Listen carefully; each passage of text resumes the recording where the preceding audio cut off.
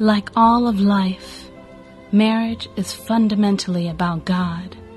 Like every part of life, it takes its meaning from Him. Marriage isn't about happiness. It's about learning the true meaning of love.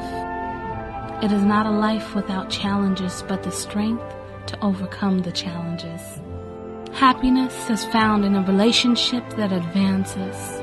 What causes the greatest challenges can lead to the greatest happiness.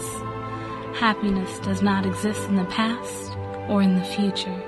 It exists today. The Champion Center invites you to discover Love for a Lifetime, August the 24th and 25th at the Hyatt Place, Sugarland.